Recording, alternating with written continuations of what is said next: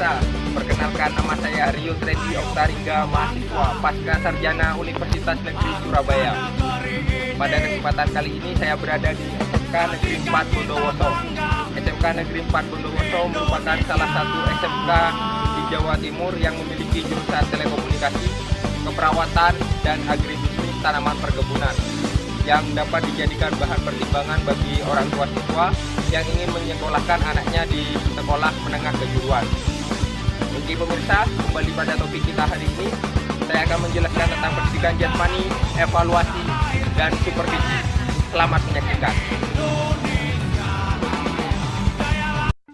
Pengertian pendidikan jasmani menurut para ahli. Menurut James dan David, pendidikan jasmani merupakan suatu proses terjadinya adaptasi dan pembelajaran secara organik, neuromuskuler, intelektual, sosial, kultural, emosional, dan estetika yang dihasilkan dari proses pemilihan berbagai aktivitas jasmani. Menurut Debdiknas, pendidikan jasmani merupakan proses pendidikan yang memanfaatkan aktivitas jasmani yang dirancang secara sistematik bertujuan untuk mengembangkan dan meningkatkan individu secara organik, neuromuskuler, perseptual, kognitif, dan emosional dalam kerangka sistem pendidikan nasional. Kesimpulan, pendidikan jasmani yang ideal adalah suatu aktivitas pembelajaran yang direncanakan secara sistematik bertujuan untuk mengembangkan dan meningkatkan individu secara organik, neuromuskuler, perseptual, kognitif, dan emosional yang dihasilkan dari proses pemilihan berbagai aktivitas jasmani yang disesuaikan dengan sarana dan prasarana di sekolah.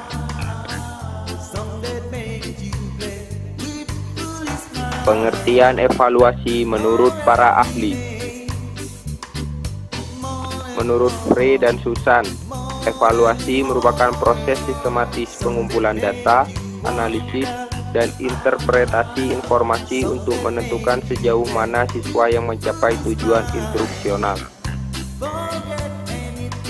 Menurut Sri Dadi, evaluasi merupakan suatu proses yang dirancang secara sistematis dan terencana dalam rangka untuk membuat alternatif-alternatif keputusan atas dasar pengukuran dan penilaian yang telah dilakukan sebelumnya. Kesimpulan, evaluasi yang ideal adalah suatu kegiatan penilaian yang dirancang secara sistematis dan terencana dalam pengumpulan data, analisis, dan interpretasi informasi dalam rangka untuk membuat alternatif-alternatif keputusan atas dasar pengukuran dan penilaian yang telah dilakukan sebelumnya. Pengertian supervisi menurut para ahli.